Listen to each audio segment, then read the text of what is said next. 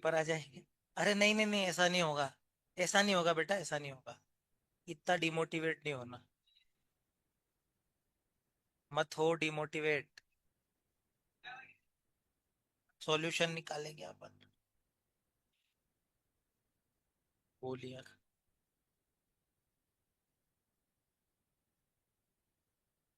Kanhaiya ji, revision करते हो आप क्लास में? क्लास के बाहर?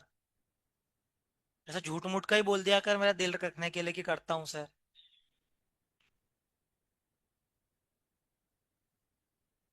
हाँ, नोट्स है ना, हाँ नोट्स दे रहा हूँ मैं, देखो।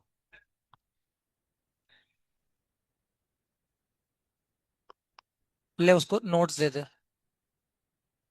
तो एक और तेरा एक, तेरे को नहीं मिला था क्या? पक्का? हाँ चल, हाँ इसके तो कंप्लेन तो हो ही गई है ना, अभी आएंगे। फरमान आएगा आपके घर में, आप चिंता मत करो। जी वो अच्छे से आएगा, अभी रुक जाओ। हम बात करेंगे अब।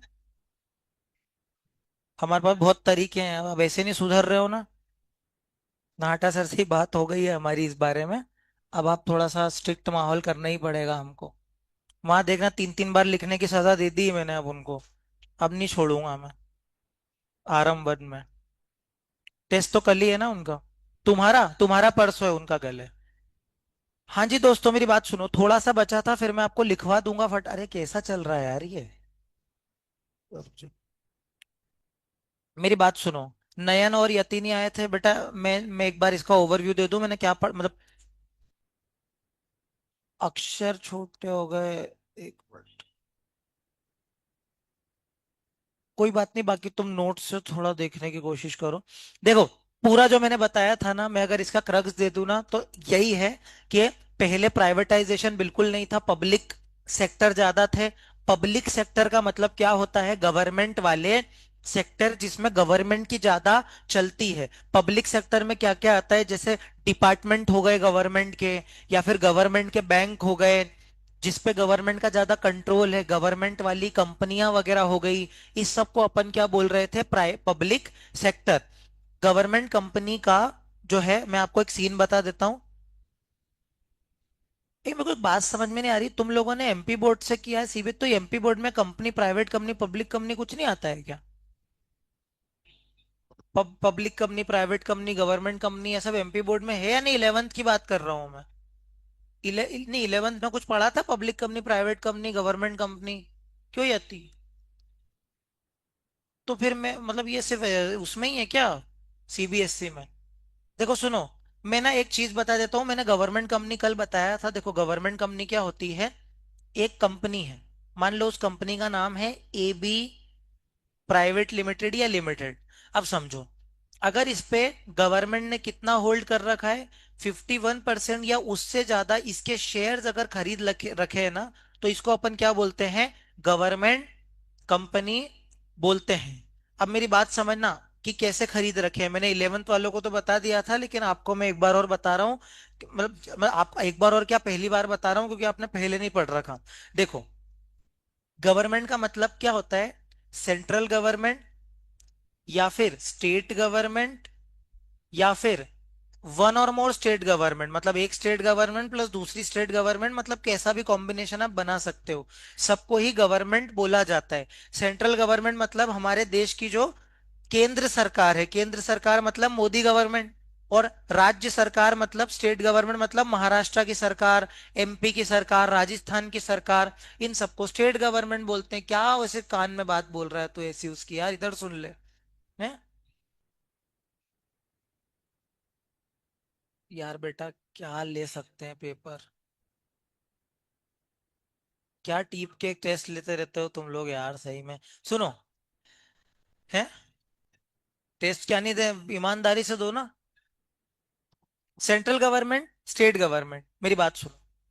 सेंट्रल गवर्नमेंट मतलब मोदी सरकार, स्टेट गवर्नमेंट मतलब वन और मोर स्टेट गवर्नमेंट, जैसे राजस्थान, एमपी, ये सब। अब समझना, अगर किसी कंपनी के, एबी प्राइवेट लिमिटेड के, अगर सेंट्रल गवर्नमेंट में सेंट्रल गवर्नमेंट ने अकेले ने 51% या उससे ज्यादा शेयर लिए हैं, तो भी ये क्या मानी जाएगी? Government company. अगर स्टेट गवर्नमेंट ने 51% या उससे ज्यादा खरीद रखे हैं, तो भी ये क्या मानी जाएगी? Government company. अगर सेंट्रल और स्टेट दोनों ने मिला करके खरीद रखे हैं ना, तो भी ये क्या मानी जाएगी? Government company. या फिर एमपी, छत्तीसगढ़, राजस्थान इन सब ने मिल करके 51% खरीद रखे हैं, तो भी ये क्या मानी जाएगी? गवर्नमेंट कंपनी मानी जाएगी। मतलब इन शॉर्ट बताऊं, कोई भी कॉम्बिनेशन, सेंट्रल गवर्नमेंट ने अकेले ने, स्टेट गवर्नमेंट ने अकेले ने, सेंट्रल और स्टेट ने मिला करके, स्टेट और बाकी दो तीन राज्य ने मिला करके, दो तीन राज्य ने सेंट्रल गवर्नमेंट के साथ मिला करके कैसे भी शेयर ले रखे हैं, अगर वो 51% या उससे ज्यादा ले रखे हैं ना, तो उसको क्या माना जाएगा? Government company. दो तीन एग्जांपल लेता हूं, देखते हैं कितना समझ में आया। एक मयंक लिमिटेड नाम की कंपनी, मयंक लिमिटेड नाम की कंपनी में अगर सेंट्रल गवर्नमेंट ने 52% शेयर रखे, बताओ ये गवर्नमेंट है कि नहीं है? गवर्नमेंट है, बहुत बढ़िया, गवर्नमेंट है। दूसरा, सेंट्रल गवर्नमेंट ने, सेंट्रल गवर्नमेंट ने कितने ले रखे हैं? मान लो 22%। और इसके साथ साथ एमपी गवर्नमेंट ने ले रखे हैं 35%। बताओ ये गवर्नमेंट कंपनी है या नहीं है? मिल करके, बहुत बढ़िया। या फिर सेंट्रल गवर्नमेंट ने कुछ भी नहीं लिया, सेंट्रल गवर्नमेंट ने कुछ भी नहीं लिया, अकेले एमपी गवर्नमेंट ने 35% ले रखे हैं, और एमपी गवर्नमेंट के साथ साथ मान लो महाराष्ट्र गवर्नमेंट ने 25% ले रखे हैं। बताओ गवर्नमेंट कंपनी है क्या? ठीक है, मतलब कैसा भी कॉम्बिनेशन बना लो, उसको आप गवर्नमेंट कंपनी बोलोगे। एक और एग्जांपल, मान लो सेंट्रल गवर्नमेंट ने 10% शेयर ले रखे हैं, स्टेट गवर्नमेंट ने मान लो 20% शेयर ले रखे हैं, और स्टेट गवर्नमेंट मतलब एमपी गवर्नमेंट ने 20% ले रखे हैं, और महाराष्ट्र गवर्नमेंट ने मान लो 20% ले रखे हैं। बताओ ये गवर्नमेंट कंपनी है क्या? क्यों नहीं ले? हाँ, बहुत बढ़िया, 51%। अब आया समझ में? बहुत बढ़िया। तो इसको अपन गवर्नमेंट कंपनी बोल रहे थे। एग्जाम में वैसे तो पूछने की संभावनाएं नहीं है, फाउंडेशन में आएगा, फाउंडेशन में आएगा, बीएस में तो नहीं आएगा। लेवल बढ़ाना चाहिए सालों को पेपर का। कोई बात नहीं, मतलब फाउंडेशन में आएगा। देख, क्या? देख नहीं, देखा नहीं जा रहा, मजा नहीं आएगा ना मतलब। अपन इतने अच्छी तैयारी कर रहे हैं, एकदम इतने ज्यादा ज्यादा पढ़ रहे हैं, वैसे फुद्दू क्वेश्चन पूछेंगे, what is government company, what do you mean by public sector, तो मजा थोड़ी आएगा। तो सुनो, अब एक बहुत बढ़िया चीज बता रहा हूँ, सुनो। मैंने क्या बोला? सेंट्रल गवर्नमेंट, या फिर स्टेट गवर्नमेंट, या फिर central government plus state government, या फिर state government one plus state government two plus state government three, ऐसे सो ऑन। अगर किसी ने भी अगर 51% या उससे ज्यादा शेयर होल्ड कर लिए, तो इसको क्या माना जाएगा? गवर्नमेंट कंपनी माना जाएगा। चलो ये तो बढ़िया है। एक तो ये कंडीशन है। दूसरी, एक और कंडीशन है। अगर आप किसी गवर्नमेंट कंपनी की क्या हो, सब्सिडियरी हो। अब बताओ सब्सिडियरी क्या होता है? नहीं पता? एक चीज बता रहा हूं, ध्यान से समझना है, बता रहा हूं, ये चीज बतानी जरूरी है। दिमाग मत घुमाना, बहुत सिंपल कॉन्सेप्ट है, रुक जा। नहीं नहीं, मैं बता रहा हूँ। लॉ में सब्सिडियरी का मतलब एक ही होता है, सुनो। सब्सिडियरी का मतलब क्या होता है? कि जैसे एक छोटू लिमिटेड है, और छोटू लिमिटेड ने क्या, छोटू लिमिटेड ने, मेरा घर का नाम छोटू ही है। छोटू, छोटू लिमिटेड ने मोटू लिमिटेड के, मतलब किसी कंपनी ने अगर सामने वाली कंपनी के more than equal to 50% share अगर खरीद लिए, तो मोटू लिमिटेड को क्या माना जाएगा? Subsidiary company. छोटू लिमिटेड को माना जाएगा पेरेंट कंपनी। आप बोलोगे नहीं आया समझ में। देखो इसका क्या मतलब है, कि मयंक जो है उसको किसी ने बता दिया कि शेयर होल्डर ही मालिक होते हैं कंपनी के, तो मयंक जो है रिलायंस का एक शेयर खरीदा फटाफट उसने, और फ्लाइट पकड़ के निकल गया मुंबई। मुंबई के हेडक्वार्टर पे लैंड किया वो, और रिलायंस कंपनी के बाहर गेट पे खड़ा होके ऐसे कमर पे हाथ रख के ऐसे खड़ा हुआ है, और चला गया अंदर, और बोला कि आप मालिक आया, पानी पिला। तो उसने बोला भाई तुम कौन? बोले मालिक हूँ, क्या तुम कौन, क्या जा आपने अंबानी से बोल मीटिंग फिक्स करे मेरी। बोले क्या बोल रहा है भाई?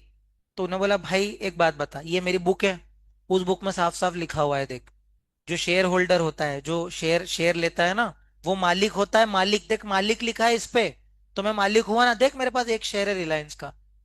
तो फिर मयंक को ऐसे बोला बेटा इधर आओ, साइड में आओ बेटा, ऐसे उनको आइसक्रीम खिलाई और भेज दिया। फिर मयंक को समझाया गया बेटा ऐसा नहीं होता है, एक शेयर दो शेयर खरीदने से कोई मालिक थोड़ी बनेगा। रिलायंस के शेयर कैपिटल में तो कम से कम 10 लाख शेयर हैं, तो 10 लाख शेयर में से अगर तूने एक शेयर खरीद लिया तो उसको तेको मालिक थोड़ी बोलेंगे।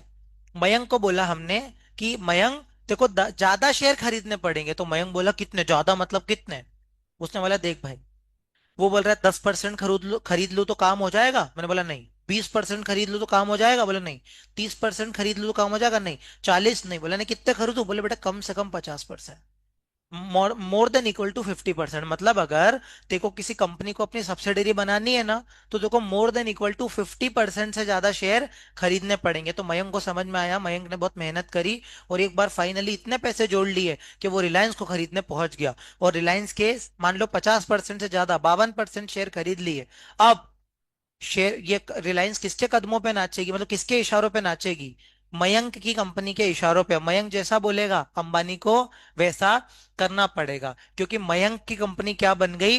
Parent company. जैसे पेरेंट का अपने ऊपर कंट्रोल कंट्रोल होता है ना, अगर अपन आज्ञाकारी बच्चे हैं तो पेरेंट जैसा बोलेंगे वैसा करेंगे।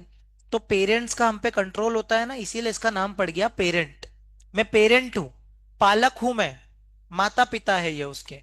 तो पेरेंट कंपनी जो है वो कब बन जाएगी? जब वो है, पेरेंट्स नहीं कर सकते मतलब। अरे पेरेंट कंपनी उसका नाम है, मतलब अरे बेटा, मतलब उस पर्टिकुलर कंपनी को अपन पेरेंट कंपनी बोलेंगे। तो पेरेंट कंपनी क्यों बोलते हैं? क्योंकि जैसे माता पिता का अपने ऊपर अधिकार होता है ना, इसीलिए उसका नाम पेरेंट कंपनी है। इसी को अपन होल्डिंग कंपनी भी बोलते हैं। होल्डिंग कंपनी क्योंकि शेयर होल्ड कर रही है ना, तो होल्डिंग कंपनी है, मुझे होल्ड करके बैठी है।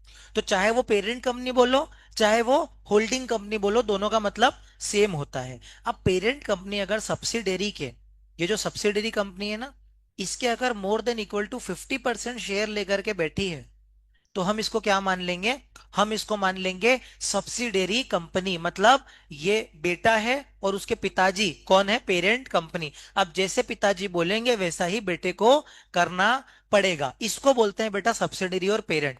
चिंता ना करें, सीए फाउंडेशन के लॉ में आपको पढ़ाया जाएगा, क्योंकि यहाँ पर बार बार यूज आता है, तो मैं ये नहीं चाहता हूं कि आपको एक भी शब्द ऐसा ना रहे जो समझ में ना आए। तो सब्सिडरी का मतलब समझ में आया क्या दोस्तों? तो अगर ये समझ में आया हो, तो अब मैं आपको ये बताना चाह रहा हूं कि और वाली कंडीशन थी क्या, समझना मेरी बात को। मैंने बोला था या तो सेंट्रल गवर्नमेंट या फिर स्टेट गवर्नमेंट, या फिर सेंट्रल गवर्नमेंट स्टेट गवर्नमेंट मिला करके, या फिर एक या एक से ज्यादा स्टेट गवर्नमेंट, या फिर दो तीन स्टेट गवर्नमेंट एक सेंट्रल गवर्नमेंट, कुछ भी। अगर 51% या उससे ज्यादा होल्ड करते हैं तो उसको क्या माना जाएगा?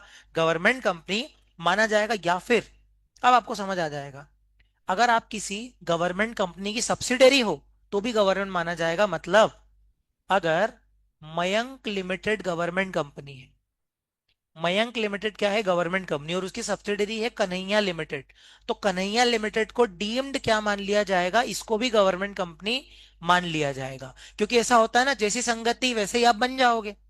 जैसी आपकी संगति होगी आप वैसे ही तो बन जाओगे ना। जैसे कि आप अगर बुरे लोगों के साथ रहोगे तो आप भी वैसे ही बन जाओगे, गुटखा खाने वालों के साथ रहोगे आप भी एक आध बार गुटखा खाने लग जाओगे, सिगरेट पीने लग जाओगे। जनरली बता रहा हूँ, ये मत बोलना हम नहीं बिगड़ते, बता रहा हूँ।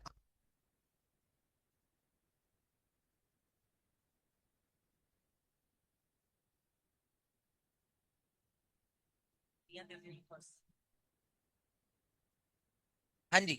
तो तो मैं क्या बोल रहा हूँ कि देखो, आपके ऊपर जिसका हाथ है, आपके सर पे जिसका हाथ है ना, आप वैसे ही बन जाओगे। मैं, ये कन्हैया है तो कन्हैया के ऊपर मयंक लिमिटेड का हाथ है 51% या उससे ज्यादा। मयंक लिमिटेड गवर्नमेंट कंपनी, तो कन्हैया भी क्या बन गई? गवर्नमेंट कंपनी बन गई। ऐसे ही अगर आप एक पब्लिक,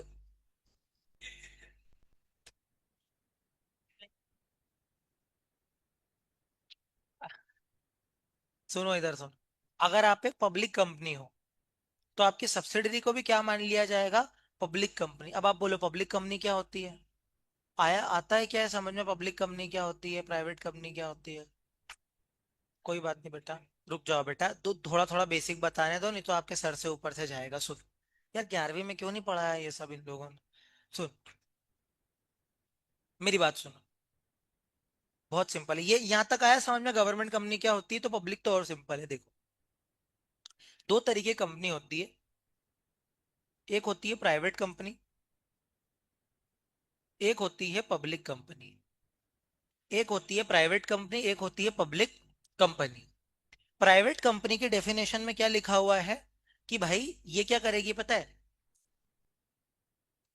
ये पब्लिक को शेयर इशू नहीं करेगी। मतलब जो अपने शेयर होते हैं ना, ये इशू शेयर्स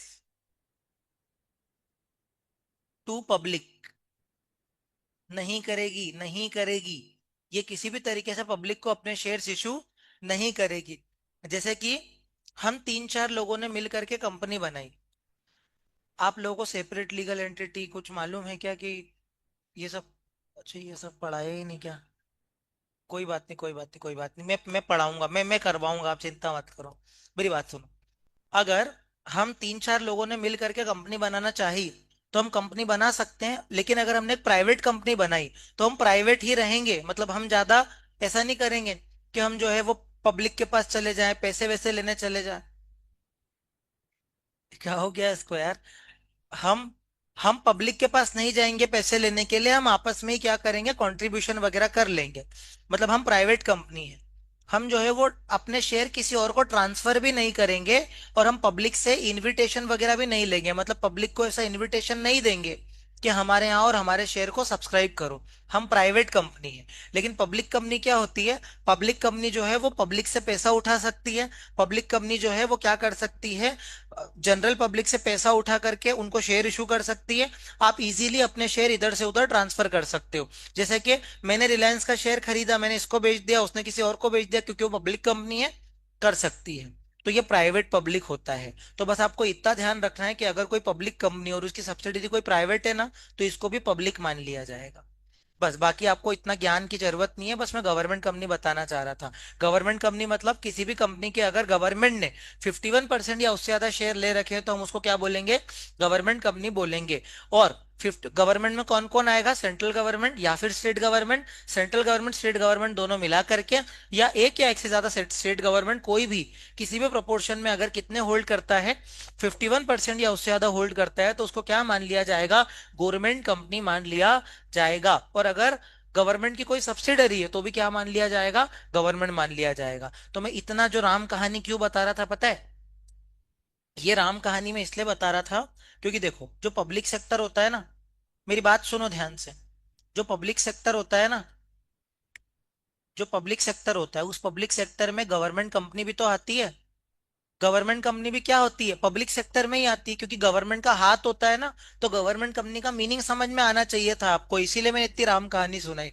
गवर्नमेंट कंपनी मतलब 51% है, उससे ज्यादा शेयर गवर्नमेंट ने होल्ड कर रखे हैं। तो ये भी तो गवर्नमेंट के इशारों पे नाचेगी ना। गवर्नमेंट जैसा बोलेगा इसको वैसा करना पड़ेगा। तो इसको क्या बोलेंगे अपन, गवर्नमेंट कंपनी।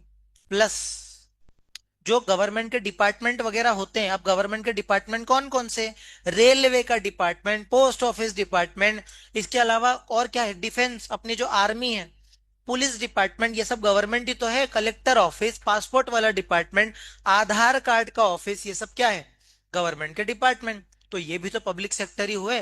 प्लस ऐसी कॉरपोरेशन जिनको अपन क्या बोलते हैं, स्टेचुटरी कॉरपोरेशन। क्या होती है तो जाने दो। स्टेचुटरी कॉरपोरेशन का मतलब जिनका गवर्नमेंट पे कंट्रोल होता है। तो इन शॉर्ट जो सारे बिजनेस, जो सारे ऑफिस जिनका क्या कंट्रोल होता है, गवर्नमेंट का इन पे कंट्रोल होता है, उसको क्या मान लिया जाएगा, गवर्नमेंट कंपनी। अच्छा कन्हैया, गवर्नमेंट कंपनी क्या होता है?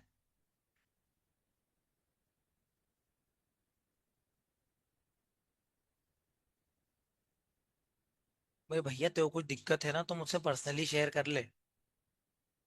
मुझे क्योंकि सीरियस डाउट हो रहा है कि तुझे एक भी शब्द समझ में आता है कि नहीं क्लास में।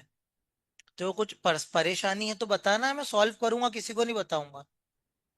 अलग से क्लास लगा लूंगा तेरी, और बोल। लेकिन तू ऐसे मत कर यार भाई। पढ़ने आया तो सीए बन के ही जाना फिर यहाँ से। क्या? हाँ करना ही पड़ेगा, नहीं गवर्नमेंट कंपनी नहीं आया समझ में, तो पूछना चाहिए ना। चल मैं तेरे को अलग से बता दूंगा, बाकी आया तुमको समझ में गवर्नमेंट कंपनी, तो अलग से पूछ लिया करना, सर समझ में नहीं आ रहा मेरे को तो। सुनो, इकोनॉमिक एनवायरनमेंट में मैंने इतना ही बोला था कि जब भी नई इंडस्ट्रियल पॉलिसी आई थी ना, तो ये सारे प्राइवेट सेक्टर्स को इन लोगों ने क्या किया, मतलब पब्लिक सेक्टर्स को इन लोगों ने क्या किया, हटा करके मैक्सिमम सेक्टर्स में क्या लेकर के आ गए, प्राइवेटाइजेशन लेकर के आ गए। बाकी आप लोगों को रिकॉर्डेड देखना पड़ेगा, बहुत सारा कंप्लीट कर लिया था मैंने। यहां से हमने बोला था लिबरलाइजेशन, ग्लोबलाइजेशन और प्राइवेटाइजेशन। हमने लिबरलाइजेशन में सिंपल सा ये पढ़ा था कि हमारे देश के जितने भी बिजनेस थे ना, वो काफी ज्यादा परेशान हो गए थे, क्योंकि हर चीज में गवर्नमेंट की रेस्ट्रिक्शन लगी रहती थी। गवर्नमेंट हर तरीके से हमको परेशान करने पे लगी हुई थी। तो फिर गवर्नमेंट ने सोचा कि इतना परेशान करना अच्छा नहीं है, हम लिबरलाइजेशन लेकर के आ जाते हैं। भाई लिबरलाइजेशन का मतलब क्या था, लेस स्ट्रिक्ट। जैसे कि गवर्नमेंट बहुत ज्यादा स्ट्रिक्ट थी, अब वो लेस स्ट्रिक्ट बन गई है। अब ज्यादा तुम पे हमने रूल्स एंड रेगुलेशन नहीं लगाए। पहले हम तुम पे सारी पाबंदियां लगाते थे, अब हम कैसे बन गए, लेस स्ट्रिक्ट बन गए। लेस स्ट्रिक्ट का मतलब क्या होता है दोस्तों, जैसे ही हम लिबरलाइजेशन लेकर के आ गए, तो हमको इंडियन बिजनेस को लिबरलाइज करना था, मतलब इनको बहुत ज्यादा परेशान नहीं करना था, इनके लिए काम आसान बनाना था। तो बहुत सारे अननेसेसरी कंट्रोल्स और रेस्ट्रिक्शंस को हटा दिया गया। रेस्ट्रिक्शंस का मतलब होता है रुकावटें। हम पहले बहुत रेस्ट्रिक्शंस लगाते थे। कौन कौन सी रेस्ट्रिक्शन लगाते थे, देखो नीचे लिखी हुई है। उनको हर चीज में लाइसेंस रिक्वायरमेंट थी, हमने वो लाइसेंस रिक्वायरमेंट खत्म करी, कि भाई हर जगह लाइसेंस रिक्वायरमेंट खत्म कर देते हैं। लाइसेंस रिक्वायरमेंट के अलावा स्केल ऑफ बिजनेस एक्टिविटीज। पहले क्या होता था कि एक पर्टिकुलर पर्टिकुलर लेवल से ज्यादा हम उसको बढ़ने ही नहीं देते, ज्यादा ग्रो करती थी ना, तो हम उसको गवर्नमेंट उसको ओन कर देती थी। मतलब ऐसा होता था, ज्यादा बड़ी बड़ी कंपनियां ग्रो करती थी ना, तो गवर्नमेंट है ना उस पे अपनी पावर चलाती थी। तो गवर्नमेंट जो वो कंपनियां है ना, वो ज्यादा ग्रो नहीं कर पाती थी। तो स्केल का मतलब होता है लेवल। तो हमने उसके लेवल पे सबसे पहले रोक लगा दी, कि मतलब अब तो जो रोक लगा रखी थी ना, उसको हटा दिया। अब तुम जितना ज्यादा उतना एक्सपांशन कर सकते हो। इसके अलावा पहले ना ट्रांसपोर्टेशन में बहुत ज्यादा रिस्ट्रिक्शन थी, कि आप एक जगह से दूसरी जगह ज्यादा सामान वगैरह लेके नहीं जा सकते, ट्रक रोक लिए जाते थे कि तुम्हारा ट्रक आगे नहीं जाने देंगे। अब ये सारी हमने रुकावटें हटा दी, अब आराम से मूवमेंट ऑफ द गुड्स वगैरह भी हो सकता है। पहले ना हम वो प्राइस भी फिक्स नहीं कर सकते थे, गवर्नमेंट बोलती थी इससे ज्यादा मत बेचो, ऐसे मत बेचो, वैसे मत बेचो। तो वो बेचारे ना, अब उन एक बात बताओ, जैसे कि पहले गवर्नमेंट ऐसा बोलती थी कि तुम ना, मान लो एक बॉटल जो है वो 20 रुपए से ऊपर बेच ही नहीं सकते। तो अब ऐसे केस में बताओ, यार बॉटल तो अलग अलग टाइप की होती है। अब मान लो कोई बॉटल है वो 1000 रुपए की बिक जाएगी, दारू की नहीं, मतलब नॉर्मल बॉटल, कि मतलब मान लो कि थर्मस है, यार थोड़ी अच्छी बॉटल, तो यार अगर मान लो कि आप बोलोगे कि 20 रुपए से ज्यादा बेचना मत, तो यार फिर प्राइवेट वाले लोग इनोवेशन करना ही बंद कर देंगे। वो क्या बोलेंगे, भाड़ में जाए क्वालिटी। जब गवर्नमेंट 20 20 रुपए से ज्यादा हमको बनाने ही नहीं दे रही है, तो फिर हम क्या करेंगे, बेकार क्वालिटी का माल ही बनाए ना। हम अच्छी क्वालिटी का माल क्यों बनाए, क्योंकि महंगा महंगा बेचेंगे तो गवर्नमेंट बेचने नहीं देगी। तो इसकी वजह से क्या हो गया, प्राइस फिक्स कर देती थी गवर्नमेंट, तो उसको भी हटा दिया। अब आप अपनी तरफ से प्राइस फिक्स करो और अच्छी क्वालिटी का सामान बेचो। इसके अलावा पहले गवर्नमेंट टैक्सेस बहुत ज्यादा लगाती थी, अब गवर्नमेंट टैक्स लगाना भी बंद कर दिया, अननेसेसरी कंट्रोल्स लगाना भी बंद कर दिया। और इंपोर्ट और एक्सपोर्ट पे अपने ये यति और ये क्या बोलते हैं, नयन, ये जो एक्सपर्ट्स लिखा है ना, इसको काट करके एक्सपोर्ट कर दो, मतलब ई की जगह ओ लिख दो। एक्सपोर्ट है, वो एक्सपर्ट्स गलती से लिखा गया है। इंपोर्ट्स एंड एक्सपोर्ट्स पे जो रेस्ट्रिक्शन वगैरह होता था वो भी हट गया। एक क्लियर है क्या। और लास्ट वाला हमने क्या बोला था, कि भाई making it easier to attract foreign capital and technology. पहले हम फॉरेन कैपिटल मतलब बाहर वालों को पैसा नहीं लगाने देते थे अपने देश में, बाहर वाली टेक्नोलॉजी अपने देश में नहीं लाने देते थे, अपनी टेक्नोलॉजी बाहर वालों से शेयर नहीं करने देते थे। गवर्नमेंट ने बोला हटाओ भाई, मटर पनीर पे कंसंट्रेट करो। यानी कि सॉरी, दो रेफरेंस ही समझ में नहीं आया, छोड़ो, थ्री इडियट्स का डायलॉग बोला मैंने। तो ये वाला जो पॉइंट है ना, ये क्या बोल रहा है, कि बाहर वालों को भी मौका दो, फॉरेनर्स को भी डेवलप, ये हमारे यहाँ इन्वेस्ट करने का मौका दो, ताकि हमारी इंडस्ट्री क्या हो सके, डेवलप हो सके। फिर हमने बोला था प्राइवेटाइजेशन। भाई प्राइवेटाइजेशन का मतलब सिंपल सा यही था, कि प्राइवेट सेक्टर को बढ़ावा दो। पूरे केसेस, पूरे लाइन में यही बार बार हम पढ़ रहे थे, कि हमको डिसइन्वेस्टमेंट करना पड़ेगा। डिसइन्वेस्टमेंट मतलब कि जितना हमने पब्लिक सेक्टर में पैसा लगा रखा है ना, वो सारा पैसा पब्लिक सेक्टर से निकालो, वो प्राइवेट सेक्टर में डालो, क्योंकि प्राइवेट सेक्टर को ग्रो करवाना है। तो यहाँ पर यही लिखा हुआ था कि भाई हमने फाइनेंशियल रिकंस्ट्रक्शन कराया, मतलब जितनी पब्लिक कंपनीज थी, सॉरी जो पब्लिक सेक्टर की, जो हम जिन पे हमारा कंट्रोल था ना, उस कंट्रोल को हमने हटाया। जैसे कि जिस गवर्नमेंट कंपनी में हमने 60-60% इन्वेस्टमेंट कर रखा था, उससे इन्वेस्टमेंट हटाओ, उसको प्राइवेट बनाओ, क्योंकि ज्यादा गवर्नमेंट गवर्नमेंट करेंगे तो देश डेवलप नहीं हो पाएगा। इसके अलावा ओनरशिप ट्रांसफर कर दी। जो पब्लिक सेक्टर का था उसको प्राइवेट सेक्टर का कर दिया। जो पब्लिक के डिपार्टमेंट थे उसको प्राइवेट बना दिया। इस तरीके से गवर्नमेंट ने क्या किया, और ये 51% के वे इन्वेस्टमेंट को हटा दिया, जिससे क्या हो सके, प्राइवेटाइजेशन बढ़ सके। क्लियर? कल पढ़ाया था अपन ने इसको। फिर ग्लोबलाइजेशन। तो ग्लोबलाइजेशन में हमने ये पढ़ा था कि अगर हमको हमारे देश को इंप्रूव करना है तो हमको क्या करना पड़ेगा भाई, emergence of cohesive global economy. Cohesive का मतलब होता है एक structured global economy. Structured, cohesive मतलब स्ट्रक्चर्ड ग्लोबल इकोनॉमी। अब ग्लोबल इकोनॉमी क्यों भाई? इसीलिए क्योंकि हम अगर बाहर की कंट्रीज से अगर ज्यादा बिजनेस वगैरह नहीं करेंगे तो हमारा देश डेवलप नहीं हो पाएगा। उसका मैंने एक एग्जांपल दिया था जो आप इकोनॉमिक्स में सीखते भी हो, कि मान लो $1 जो है अगर 80 रुपए का है, $1 जो है वो 80 रुपए का है, और अगर मान लो हमारा देश जो है वो बाहर एक्सपोर्ट करता ही नहीं है, तो हमारा जो रुपया है वो धीरे धीरे कमजोर होता चला जाएगा, और बाहर की करेंसी जो है वो ज्यादा जो है डेवलप होने लग जाएगी। उससे क्या होगा, हमारे देश में गरीबी बढ़ जाएगी, हमारा देश बर्बाद हो जाएगा। तो इसीलिए हमको ना फॉरेन करेंसी चाहिए। फॉरेन करेंसी चाहिए मतलब ये जो नयन है ये बाहर रहता है, यूएस में रहता है। मैंने नयन को मान लो $100 की कोई आइटम बेची, तो मैंने बोला मयंक $100 भेज, तो मयंक ने $100 भेजे। तो अगर $1 80 रुपए का है तो मेरे पास कितने रुपए आ गए, 8,000 रुपए आ गए। 80 × 100 कितना होता है, 8,000 रुपए आ गए। मतलब $100 की एक चीज मैंने इसको बेची तो मेरे पास कितना आ गए, 8,000 रुपए। अब मेरे पास बाहर से कितने पैसे आ गए, 8,000 रुपए। सोचो, बाहर की कंट्रीज के हिस्से में जो 8,000 थे वो मेरी कंट्री में लेकर के आ गया। अब सोचो, जितना ज्यादा मैं बाहर अपनी चीजों को बेचूंगा, इसीलिए गवर्नमेंट क्या बोलती है कि यहां से बना करके बाहर भेजो, क्योंकि बाहर भेजोगे ना तो वो लोग डॉलर में, यूरो में, दिरहम में, पाउंड में, इन सब में पेमेंट करेंगे, वो हमारे देश में आएगा। अभी 8,000 रुपये मेरे देश में है डॉलर के फॉर्म में। अब मैं इससे क्या करूंगा, इससे और मेरे बिजनेस को ग्रो करूंगा।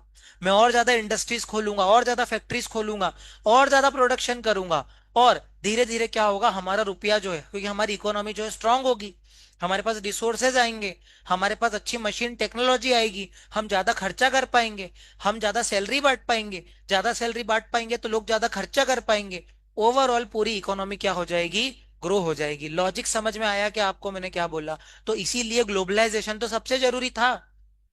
बाहर की कंट्री से बातचीत ही नहीं करोगे तो भाई तुम्हारा नेटवर्क कैसे बनेगा? इसीलिए मोदी जी हर 3 दिन, 3 महीने के बाद बाहर घूमने चले जाते हैं, मेलोनी वेलोनी इन सबसे मिलने, ताकि क्या हो सके, ताकि ग्लोबलाइजेशन बढ़ सके। और अपनी कंट्री के ऑलमोस्ट सबसे अच्छे रिलेशन बन गए। देखा जाए तो एक आध को छोड़ के, चाइना वाइना को छोड़ के सबसे अच्छे रिलेशन है, जापान से ही बढ़िया रिलेशन है। क्यों? क्योंकि भाई जितना ज्यादा ग्लोबलाइजेशन करोगे उतना ही हमारी इकोनॉमी क्या हो पाएगी, डेवलप हो पाएगी। इंपोर्ट्स को रेगुलेट करना, पहले क्या होता था ना, पहले बहुत ज्यादा दिक्कत आती थी, हम ना बाहर से सामान मंगवा भी नहीं सकते थे। जैसे कि इंपोर्ट करने के लिए हर चीज के लिए लाइसेंस लगता था, टैरिफ की रेस्ट्रिक्शन थी, मतलब बहुत ज्यादा टैक्स वगैरह लगा देते थे, और ऐसी रेस्ट्रिक्शन थी। क्वांटिटेटिव का मतलब क्या है, तुम 100 किलो से ज्यादा नहीं मंगा सकते। ऐसी हरकतें करोगे तो हम कैसे ग्रो करेंगे? तो अब ये सारी रेस्ट्रिक्शन को हटा दिया, और बोला जितना इंपोर्ट करना है करो, जितना एक्सपोर्ट करना है करो, आराम से मजे लो, बस देश को डेवलप कराओ। आया समझ में? और ग्लोबल ग्लोबल इकोनॉमी से क्या क्या अच्छी बातें हुई देखो। फ्री फ्लो, फ्री फ्लो का मतलब है कि बिना किसी रेस्ट्रिक्शन के आराम से खरीदो, आराम से बेचो। गुड्स एंड सर्विसेज को आराम से बेचो, आराम से खरीदो।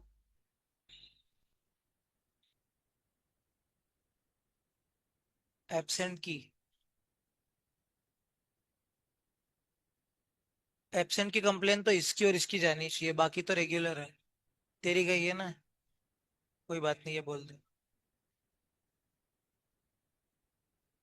उस दिन घर पे बात हो गई थी उस दिन, नयन के घर पे हो गई बात। बहुत बढ़िया। होनी थी। कल की बाकी है, कल के लिए भी फोन लगवाएंगे। हाँ इधर देखो, मतलब फ्री फ्लो का क्या मतलब होता है कि रेस्ट्रिक्शंस हटा दी, तो अब जितना मर्जी खरीदो, जितना ज्यादा, जितना मर्जी बेचो, गुड्स एंड सर्विसेज को आराम से भेजो, खरीदो, आराम से करो। कैपिटल, अगर पैसे वैसे भेजने हैं, आराम से भेजो। इंफॉर्मेशन भेजनी है, टेक्नोलॉजी भेजनी है, अगर आपको अपने लोगों को वहां पर काम करने भेजना है, वहां के लोगों को यहाँ पर काम करने बुलवाना है, आराम से बुलवाओ, डिस्प्यूट वगैरह सेटलमेंट कर दो। मतलब सारी चीजों को क्या कर दो, लिबरलाइज कर दो, सारी चीजों को क्या कर दो, सिंपल कर दो, ताकि लोग आ करके हमारे देश में इन्वेस्ट कर सके, हमारे साथ बिजनेस कर सके। अब फाइनली एक बहुत ही बढ़िया और इजी टॉपिक आता है, डीमोनेटाइजेशन। उसके पहले क्या आप लोगों को समझ में आया क्या यहाँ तक? और आप लोगों को जो मैंने एक्स्ट्रा जो डिटेल में बातें बताई ना पिछले लेक्चर में, मैंने इनको बहुत 1-1.5 घंटे पढ़ाया था, तो उससे आप समझ लेना। डीमोनेटाइजेशन, डीमोनेटाइजेशन का मतलब क्या होता है बेटा? नोटबंदी। जैसे कि अपने कन्हैया ने बोला कि भाई मैंने जो है वो नोटबंदी देखी, लेकिन मेरी बंदी अभी तक नहीं देखी। सॉरी, नोटबंदी। जो कहा था, जो सुना था, मैंने सोचा नोटबंदी पे मार देना चाहिए। डीमोनेटाइजेशन, डीमोनेटाइजेशन, डीमोनेटाइजेशन मतलब क्या था? नोटबंदी। गवर्नमेंट ऑफ इंडिया ने क्या किया, 8 नवंबर 2016 को, ये दिन तो ढंग से याद है यार। उस टाइम पे ना मैं 12वीं क्लास में था। 2016 में 12वीं, मतलब 12वीं क्लास की पढ़ाई कर, 2017 में 12वीं दी थी मैं। तो उस टाइम पे मैं कोचिंग कोचिंग से आया।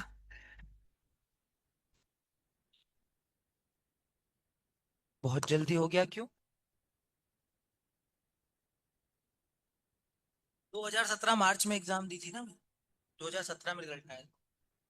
तो 2016 में, 2016 में क्या हुआ कि नोटबंदी हुई, तो उस दिन 8 बजे भाई एकदम से, मतलब समझ लो सराफा बाजार में ऐसी हालत हो गई थी कि लोग ऐसे थैलियों में, वो नॉर्मल थैलियों में 1000 1000 500 500 के नोट भर भर कर गहने खरीदने आ रहे हैं। हमारे गहने खरीद लो। उस टाइम पे 2-2 3-3 बजे तक इन लोगों की दुकानें चालू थी। कि सराफा मार्केट भी नहीं लगा उस दिन, तो वो खाने का जो मार्केट लगता है, अरे भाई इतनी भीड़, इतनी भीड़, जाम हो गया। पेट्रोल पंप पे लाइनें लग गई, बोरे में ले लेकर के भाग रहे थे। और दूसरा क्योंकि लोगों के पास क्या था, पैसा उन लोगों ने छुपा रखा था, अब लोग डर गए। भाई जिसके पास सही वाला पैसा है, जिसके पास वाइट पैसा है, उसको डरने की जरूरत ही नहीं थी।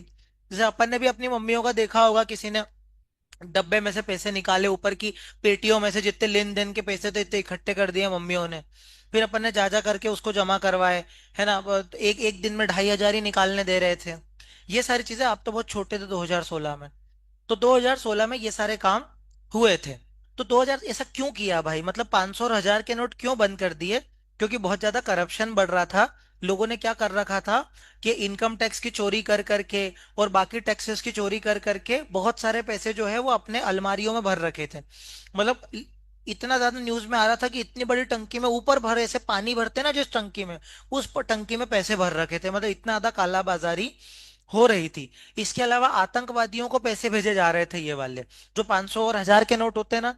अपने यहाँ कुछ ऐसे देशद्रोही हैं जो क्या करते हैं, यहाँ से जो है हवाला के थ्रू, एक हवाला कोई चीज होती है, हवाला, हवाला मतलब होता है इलीगल पैसे को इधर से उधर भेजना।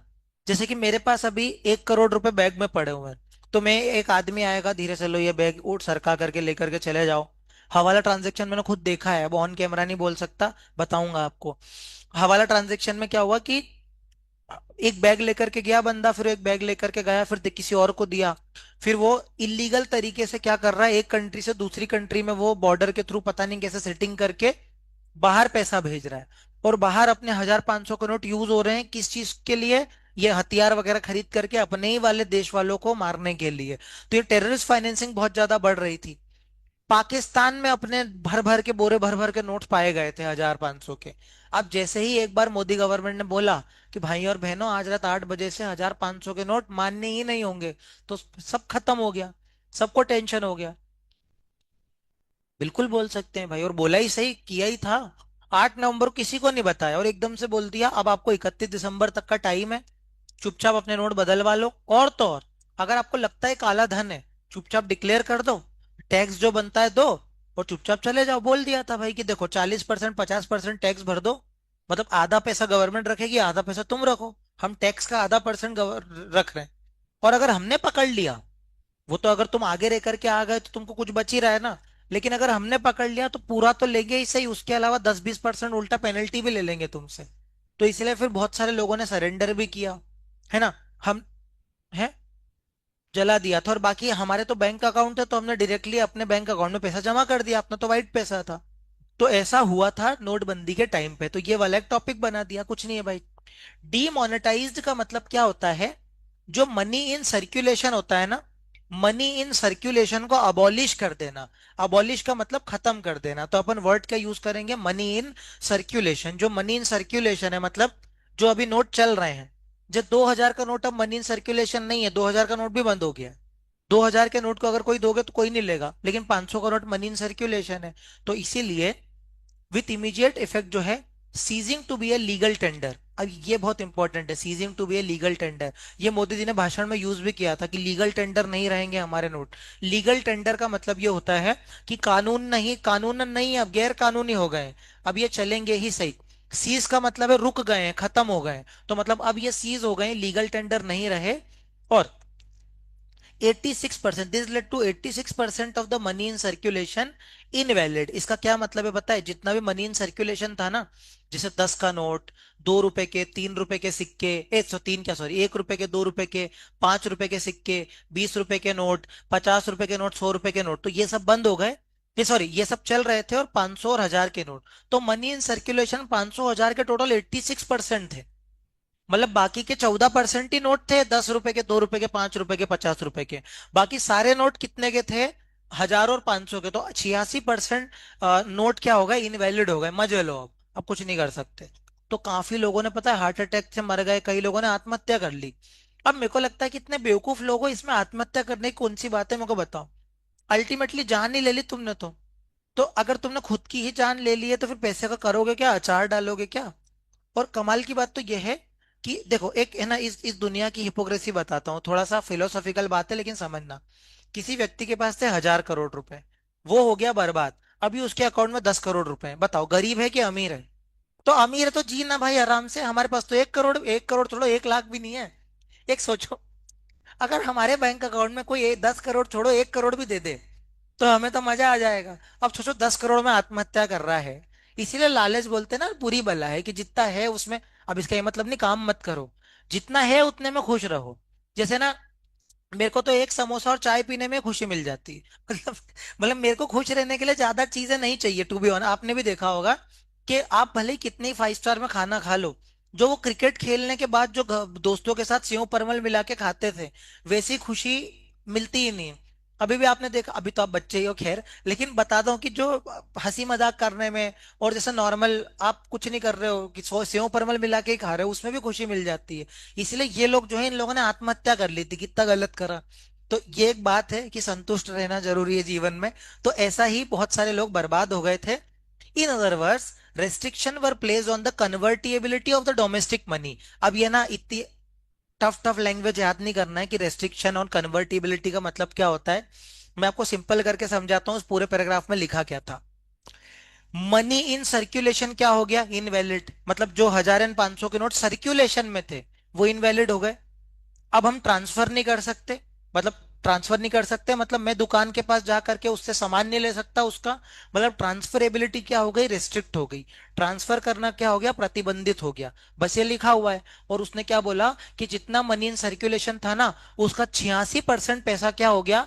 इनवैलिड। इसका मतलब क्या हुआ कि जितना भी पैसा घूम रहा था ना मार्केट में, उसका 86% क्या था? 1000 और 500 के नोट। खत्म। बहुत बढ़िया। उसके बाद डिमोनेटाइजेशन के फीचर क्या हो गए भाई? सबसे पहला, demonetization is viewed as tax administration measure. क्यों है भाई?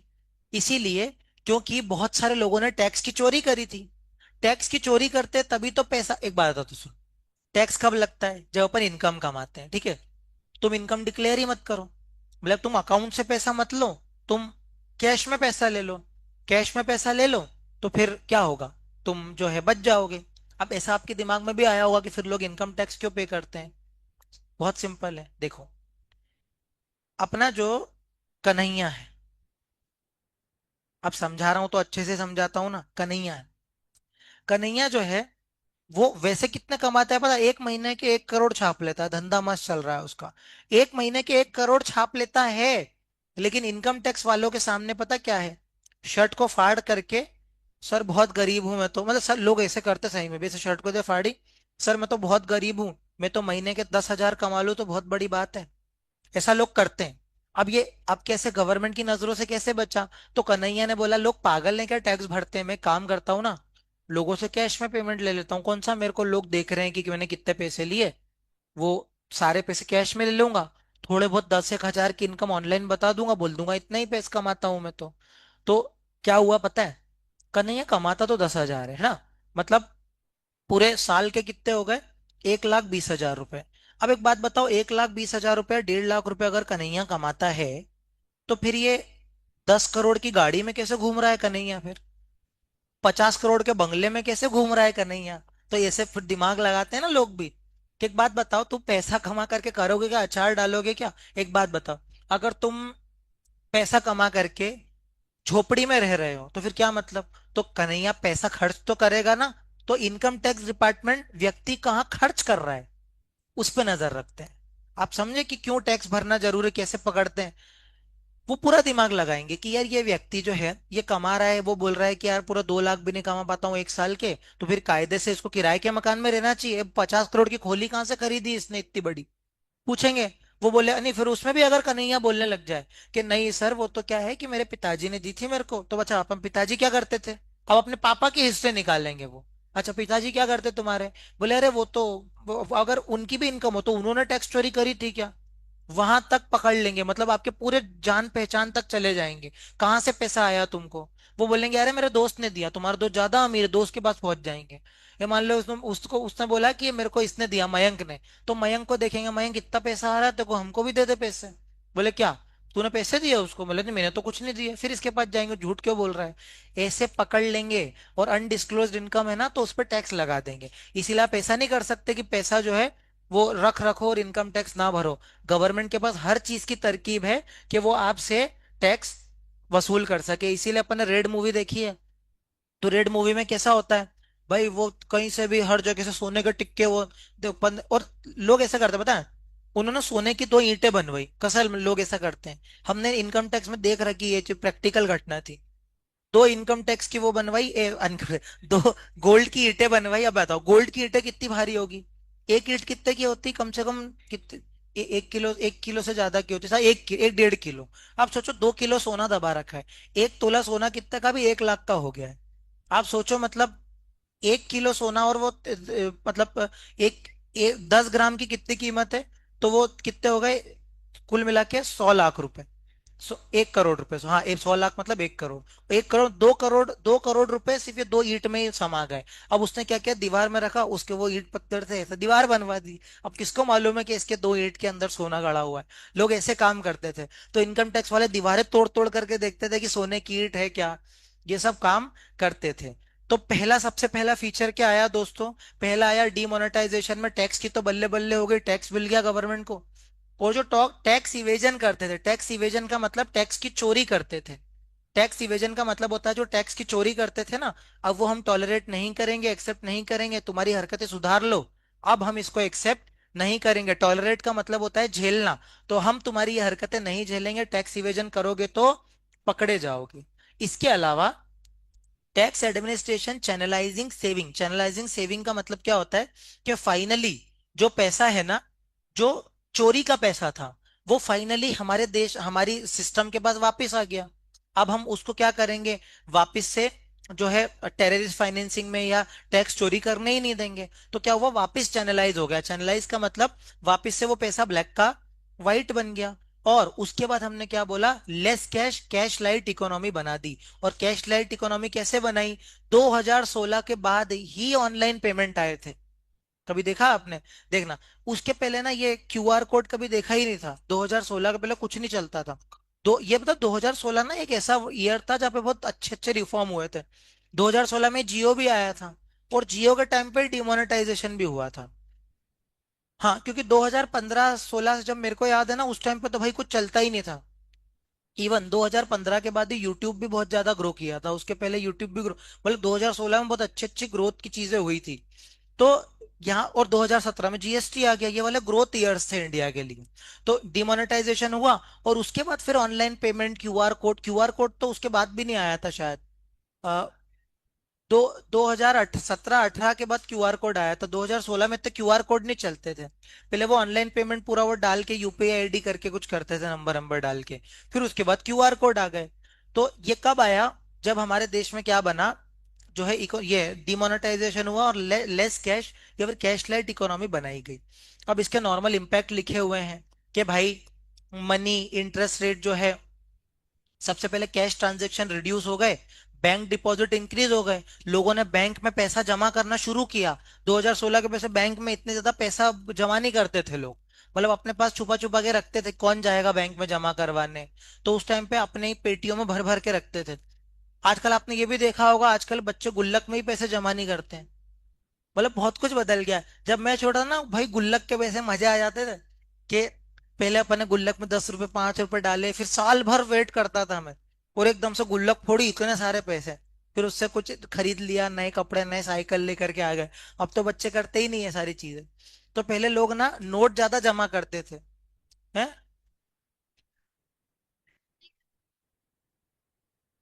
हाँ, इकट्ठा करते थे, लेकिन अब कोई इकट्ठे नहीं, अब बच्चे भी इकट्ठे नहीं करते, अपन तो बड़े हो गए, मैं तो ज्यादा ही बड़ा हो गया। लेकिन लेकिन बच्चे भी आजकल इकट्ठे नहीं करते हैं, बच्चों के पास भी आजकल बच्चे क्या करते हैं, कुछ भी अगर रहता है ना तो पापा को क्यूआर कोड भेज देते हैं आजकल, कि पापा पेमेंट करो, तो उसके मम्मी पापा भी पेमेंट करते हैं, ऐसा हो गया है आजकल। और सेविंग्स भी बढ़ गई है। पहले सेविंग्स भी लोग इतनी नहीं करते थे, लेकिन डिमोनेटाइजेशन के बाद सेविंग्स बढ़ गई, ज्यादा बैंक डिपॉजिट बढ़ गए, इन्वेस्टमेंट्स वगैरह बढ़ गए, कैश ट्रांजेक्शन कम हो गए, ये सारी चीजें थी। Private wealth decline, some of the high demonetized note were not returned and real estate prices fall। इसका क्या मतलब हुआ पता है? जो डिमोनेटाइज्ड नोट थे, मतलब जो जितने भी करप्शन वाले नोट थे, वो तो लोगों ने जला दिए। तो करप्शन वाले नोट वापस नहीं आ पाए। तो धीरे धीरे क्या हुआ, हर चीज की प्राइस रिड्यूस होने लगी है। उस टाइम पे प्रॉपर्टी के रेट भी कम हो गए थे, क्योंकि देखो प्रॉपर्टी में बहुत ज्यादा कैश ट्रांजेक्शन चलते थे पहले। प्रॉपर्टी के सारे कैश ट्रांजेक्शन बंद हो गए। इसके अलावा पब्लिक सेक्टर में तो कोई आया नहीं। डिजिटल ट्रांजैक्शन बहुत ज्यादा बढ़ गए, उसके बाद रुपे, एईएपीस और ये यूपीआई वगैरह ये सब बढ़ गया। उसके बाद प्राइजेस डिक्लाइन हो गए रियल एस्टेट के, और टैक्स कलेक्शन बढ़ गया, क्योंकि लोगों ने अपनी अनडिस्क्लोज इनकम आ करके शेयर करी ना। लो सर, हमारा हमने इतने पैसे जमा कर रखे थे, हम इस पर टैक्स भर देते हैं। तो लोगों के पास टैक्सेशन का कलेक्शन भी ज्यादा हुआ। ये सारी चीजें हुई थी। उसके बाद उसके बाद इम्पैक्ट तो वो ये कंपटीशन बढ़ गया। हाँ, impact of government policy changes of business industry. Demonetisation समझ में आया क्या? डिमोनेटाइजेशन इतना ही था, अगर एग्जाम में शॉर्ट नोट आएगा तो मैं कुछ कुछ कीवर्ड्स उसके लिखवा दूंगा। अभी एक आखिरी टॉपिक अपन कर लेते हैं, जितना टाइम बचा है तो अपने पास, सुनो। है? साढ़े आधे घंटे का अगली बैच है ना तुम्हारी कोई सी? 3:30 से 4:30 मेरी थी, उसके बाद कोई बैच है ना तुम्हारी? टेस्ट है तो सेट, टेस्ट तो 5 बजे है ना? अरे तो फिर तो मैं लूंगा ना बैच पूरा क्लियर, अच्छा है ना? ए रेंदे, ब्रेक ब्रेक दिया है, कंप्लीट करवाओ, ऐसा थोड़ी होता है। ये कंप्लीट करवा दो, मैं लिखवाऊंगा नहीं, कंप्लीट तो करवा दो एटलीस्ट यार। तो जल्दी क्या, अच्छे से करवाऊंगा। जल्दी का मतलब ऐसे नहीं उड़ा उड़ा के करवाऊं, तो मैं कल ही करवा देता है ऐसे।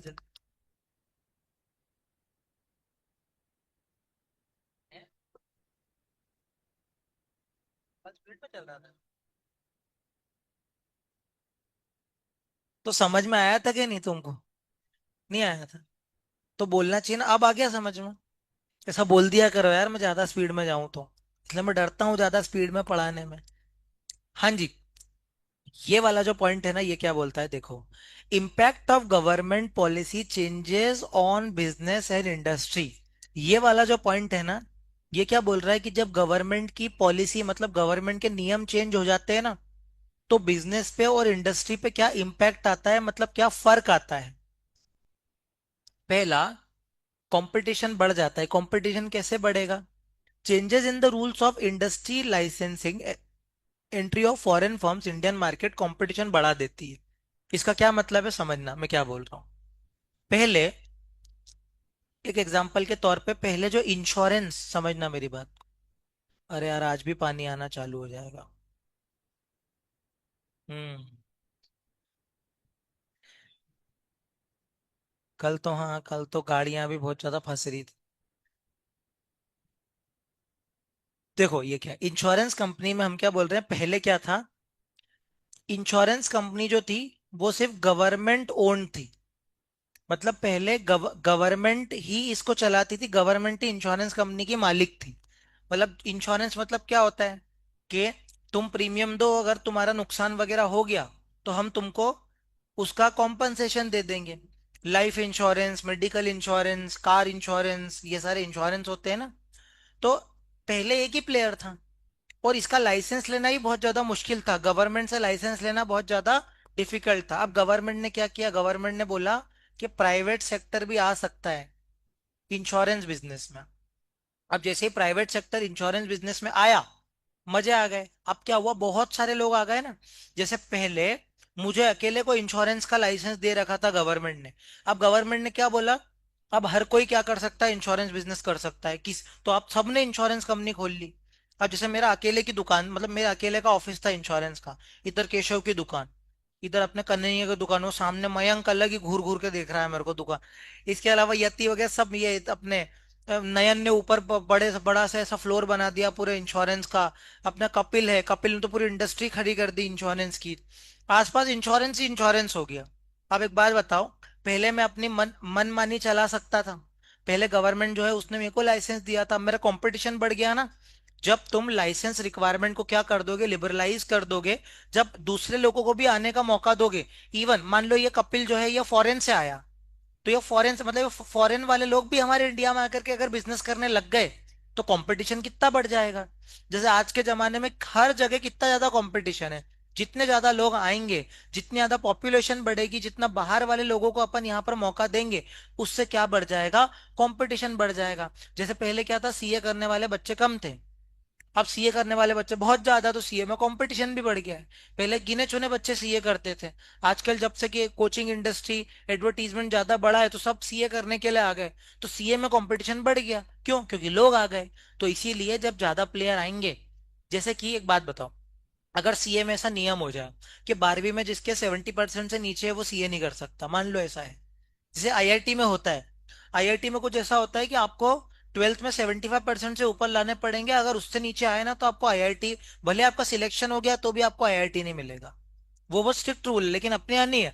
अपने यहाँ तो 33% भी आ जाए ना तो भी बंदा सीए कर सकता है, बायो वाला भी सीए कर सकता है, इंजीनियरिंग वाला, ये अपने पीसीएम वाला भी कर सकता है, आर्ट्स को छोड़ के बायो और पीसीएम वाले भी कर सकते हैं। तो भाई कंपटीशन बढ़ रहा है ना। अगर मान लो आईसीआई ने ऐसा कर दिया कि सिर्फ कॉमर्स वाले ही करेंगे, या बायो वाले नहीं करेंगे, या 75% से ऊपर वाले ही करेंगे, तो फिर कंपटीशन कम हो जाएगा। मतलब जितना ज्यादा आप लोगों को मौका दोगे, उतना ज्यादा हमारा कंपटीशन बढ़ जाएगा। तो यहाँ पर यही लिखा है, आप पढ़ो कि जब इंडस्ट्रियल लाइसेंसिंग को मतलब सबको लाइसेंस देना शुरू करोगे, सबको एंट्री देना शुरू करोगे, फॉरेन फर्म को भी एंट्री देना शुरू करोगे, तो कंपटीशन क्या बढ़ जाएगा, बहुत ज्यादा बढ़ जाएगा। आई क्या समझ में? पहला ये। दूसरा, कस्टमर भी ज्यादा डिमांडिंग हो जाएगा। देख बताता हूँ इसका मतलब क्या है। जैसे कि आप ना, शुरू से मम्मी ने क्या बोला है कि देख बेटा, ज्यादा तेरी चलेगी नहीं, मैंने जो बनाया चुपचाप खाना पड़ेगा तेरे को। तो अगर मम्मी ने शुरू से ही अपनी ये आदत डाली है कि जो मम्मी बनाएगी वही खाना पड़ेगा, तो अपन मम्मी से तीन पाँच थोड़ी करेंगे। क्योंकि अपने को मालूम है कि अगर मैंने बोला कि नहीं मम्मी ये नहीं खाना है, मुझे आलू के पराठे बना करके दो, तो बेलन आएगा सर पे, वो शिनचैन का होता है ना, सा गुम्मा बन जाता है। तो तो तो ऐसे ही अपन नहीं बोलेंगे मम्मी को। लेकिन अगर मम्मी एकदम से, मम्मी का हृदय परिवर्तन हो जाए और मम्मी बोले मेरा राजा बेटा क्या खाएगा, तो अगर मम्मी हर एक हफ्ते तक अपन से पूछने लग जाए और वही बनाए जो अपन खाते हैं, तो फिर 8वें दिन से अपन शेर नहीं बन जाएंगे, "हाँ, आज ये बनाओ"। मतलब हमारी हिम्मत खुल जाएगी। जैसे हमको कुछ ज्यादा कोई प्रोवाइड करता है ना, तो अपने आप हमारी एक्सपेक्टेशन बढ़ने लग जाती है। तो सेम यहाँ पर भी बोला गया है कि पहले कस्टमर के पास ज्यादा चॉइस नहीं थी, तो जो एक पर्टिकुलर एक जो कंपनी थी। कोई बात, तेरे चाचा बहुत अच्छा, ठीक है, कोई बात। हाँ जी। तो तो मैं क्या बोल रहा था कि जैसे पहले क्या था, पुराने जमाने में 1991 के पहले ज्यादा प्राइवेटाइजेशन नहीं था। तो अगर तुमको इंश्योरेंस का मान कराना है तो एलआईसी से ही करवाना पड़ेगा, और कोई ऑप्शन ही नहीं था। अब कितने सारे इंश्योरेंस खुल गए हैं, प्रूडेंशियल लाइफ इंश्योरेंस ने, एक्सिस, वो पता नहीं, max life insurance, policy policy बाजार तो खैर वो रेटिंग है। बहुत सारे इंश्योरेंस खुल गए। तो अब हमारे कंपटीशन बढ़ गया ना, हम सबका लेकर के आते हैं कि भाई इसका कोटेशन भी लिया है, इसका भी लिया है, इसका भी लिया है, और सबको कंपेयर करते हैं। पहले जनरली कार बनाने वाली कंपनी वही था, मारुति चलती थी ज्यादातर। जैसे मैंने ना वो 11th में एक चीज बताई थी ना, आपने भी सुना होगा कि भाई उसने ऐसी ब्रांडिंग करी थी, कार का मतलब ही लोग मारुति समझते थे, इतना ज्यादा उसने ब्रांडिंग करी थी। तो सेम, पहले ज्यादा मारुति थी अकेली कार, तो सब वही खरीदते थे, ऑल्टो वोल्टो यही खरीदते थे। वो ऑल्टो 800 करके कुछ आती थी, मारुति 800, हाँ, मारुति 800 ही मैक्सिमम लोग।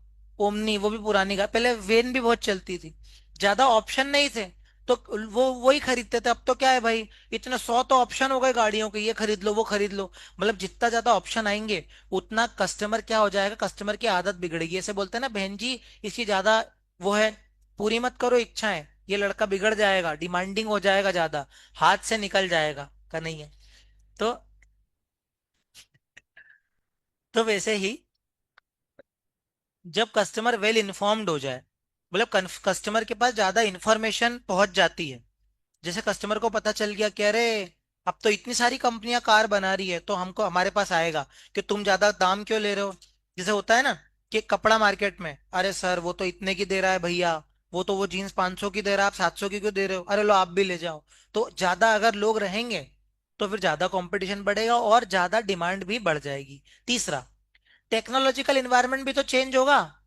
भाई कैसे टेक्नोलॉजिकल इन्वायरमेंट चेंज होगा, जब ज्यादा लोग आएंगे तो कंपटीशन बढ़ेगा, और जब कंपटीशन बढ़ेगा तो फिर ऐसा होगा ना, मैं उससे बेहतर प्रोडक्ट बनाऊंगा, मैं उससे ज्यादा बेहतर टेक्नोलॉजी से प्रोडक्ट बनाऊंगा, मैं उससे ज्यादा क्वालिटी वाला प्रोडक्ट बनाऊंगा। तो टेक्नोलॉजी में तो फटाफट चेंज आ जाएगा ना, नई नई टेक्नोलॉजी आएगी। इसका एग्जांपल क्या है भाई, मोबाइल मार्केट। मोबाइल मार्केट में यही तो हुआ है, पहले नोकिया ही था अकेला, अब इतने सारे प्लेयर आ गए तो इतनी ज्यादा टेक्नोलॉजी बढ़ गई। अब मोबाइल मार्केट भी क्या हो गया, तेजी से ग्रो होना चालू कर दिया। तो जब कंपटीशन बढ़ेगा तो सरवाइव करने के लिए, ग्रो करने के लिए हमको टेक्नोलॉजीज भी क्या करनी पड़ेगी, डेवलप करनी पड़ेगी। उसके बाद चेंज की नेसेसिटी, हम क्या बोल रहे हैं कि आफ्टर 1991 मार्केट जो है बहुत ज्यादा टर्बुलेंट, टर्बुलेंट का मतलब होता है बहुत ज्यादा अनप्रिडिक्टेबल। वो भी अनप्रिडिक्टेबल है, क्यों का नहीं है, मतलब कि उसका स्वभाव जो है वो कभी छिड़ जाती, कभी प्यार से बात कर, मतलब समझ में नहीं आता ना कि प्रिडिक्ट नहीं कर सकते कि अगला उसका एक्शन क्या होगा। सेम टर्बुलेंट, टर्बुलेंट का मतलब कभी ऊपर कभी नीचे, कभी ऊपर कभी नीचे, मतलब कि कुछ स्थायी नहीं है, मतलब ज्यादा टर्बुलेंट टर्बुलेंट इन्वायरमेंट हो गया। और इसकी वजह से ना हमको बार बार अपने ऑपरेशंस को चेंज करना है। ऑपरेशंस को चेंज करने का मतलब क्या है, ये वही है इन्वायरमेंट, कि इन्वायरमेंट बदलता चले जाएगा, टेक्नोलॉजी बदलती चली जाएगी, तो हमको भी क्या करना पड़ेगा, हमारे ऑपरेशंस को बार बार घड़ी घड़ी चेंज करना पड़ेगा। सिंपल। और फिफ्थ वाला, need for developing human resources. बहुत बढ़िया भाई, इसका क्या मतलब है, ह्यूमन रिसोर्सेस को चेंज करने का मतलब ये, मतलब डेवलप करने का मतलब है मोर टैलेंटेड, मोर टैलेंटेड फोर्स लेकर के आनी पड़ेगी भाई। जैसे कि अगर हमको कंपटीशन से लड़ना है तो हमको ज्यादा टैलेंटेड लोग लेकर के आने पड़ेंगे, ज्यादा बढ़िया काम करने वाले, ज्यादा स्किल्ड लोग लेकर के आने पड़ेंगे, तभी तो हम क्या है कंपटीशन में सरवाइव कर पाएंगे ना।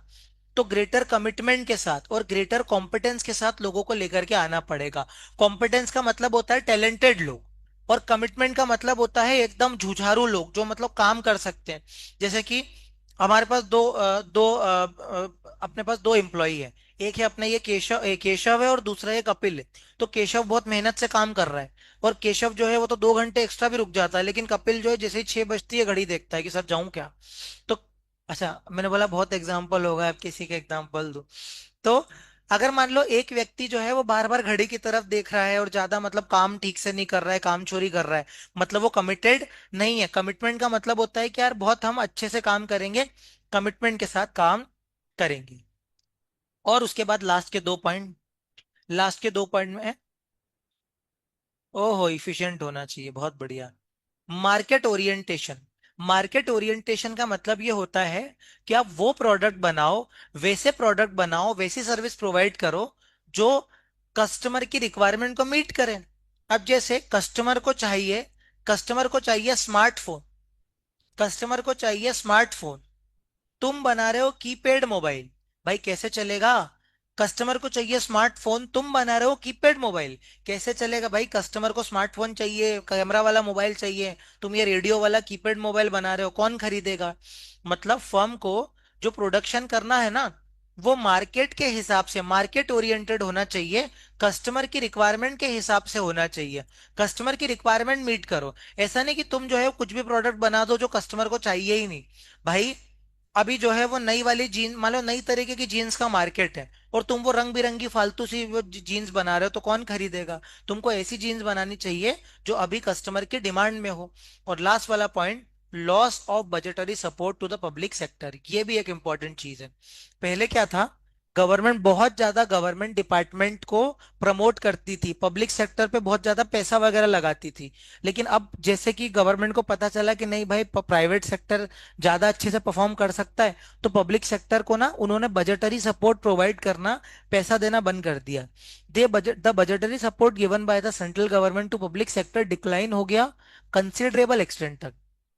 अब इसका ये मतलब नहीं कि बिल्कुल ही पैसा नहीं देते हैं, लेकिन जो पहले बहुत ज्यादा पैसा लगाते थे ना पब्लिक सेक्टर में, अब उन्होंने रिड्यूस कर दिया। तो सरवाइव करने के लिए पब्लिक सेक्टर को भी अपने रिसोर्सेज को जनरेट करने के लिए ज्यादा इफिशिएंट होना पड़ेगा।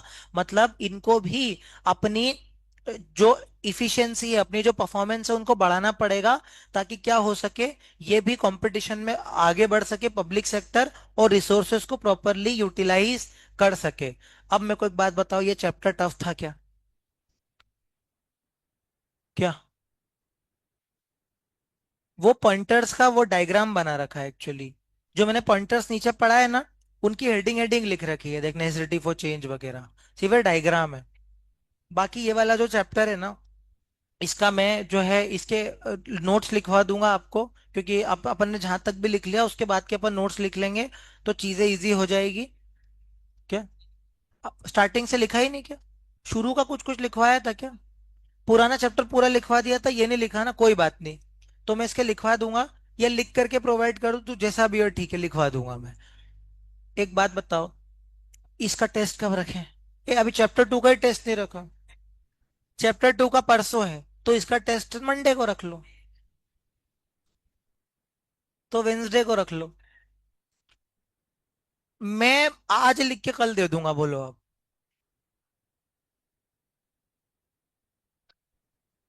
मेरी बात सुन भाई, तेरे लिए मैं क्लियर कर देता हूँ।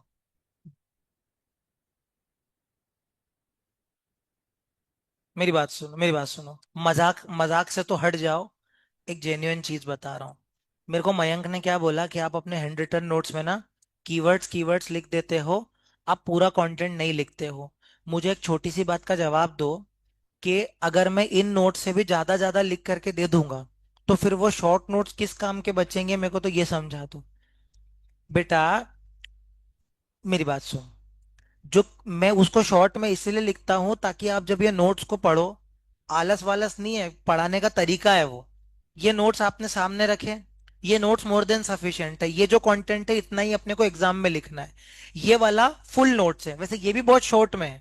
मतलब कि बहुत ज्यादा, अगर मेरे को बुक ही छापनी होती तो मैं एनसीईआरटी छाप देता, तुम्हारी रेफरेंस बुक ही छाप देता, ऑथर की। तो फिर मतलब क्या, फिर मैं नोट्स बना ही क्यों रहा हूँ, फिर तो तुमको बोल देता सब वही वही प्रिंट करा लेना।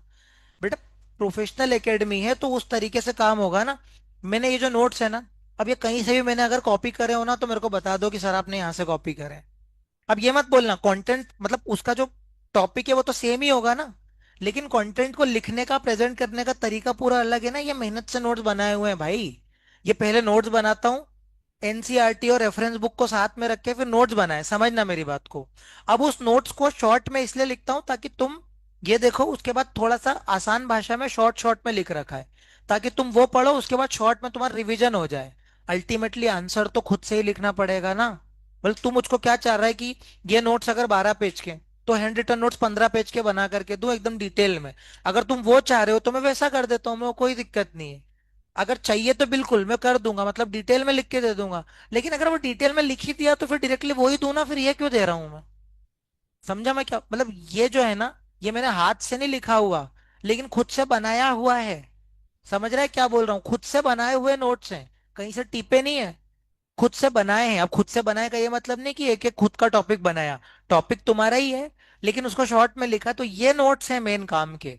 वो जो हैंड रिटन है वो तो सिर्फ यार रेफरेंस के है ना, कि फटाफट फटाफट गो थ्रू कर लिया आसान भाषा में। तो मेरे को समझ में नहीं आ रहा तू क्या चाह रहा है। अगर तू चाह रहा हो तो मैं वैसे कर लूं। तुमको समझ में आ रहा है मैं क्या बोल रहा हूँ? क्लासेस का मतलब यही तो होता है। अगर मैं उसको बहुत ज्यादा डिटेल में लिख दूं, 1000 पेज की बुक बना दूं, तो क्या मतलब है? ये देखो, ये एनसीईआरटी में ये वाला जो तुम्हारी अगर एमपी बोर्ड की बुक में देखोगे ना, तो ये 12 पेज का चैप्टर है ना, उसमें शायद 20-22 पेज का दे रखा होगा। तो उसको शॉर्ट में कर रखा है, यही तो टीचर करता है।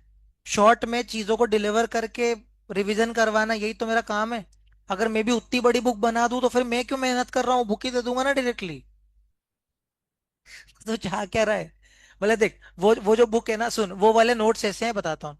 कैसे एरो बना के, कि मान लो इकोनॉमिक डेवलपमेंट लिखा है, तो इकोनॉमिक डेवलपमेंट में तीन खांचे, एक दो तीन, इसके दो खांचे, फटाफट से एरो बना बना के अगर करूंगा तो जल्दी याद होगा ना तुमको। तो वही तो पर्पस है। क्या चाहिए बता दे, अगर ऐसा हो तो वो ही बना दूंगा, मेरे को आलस नहीं है, लेकिन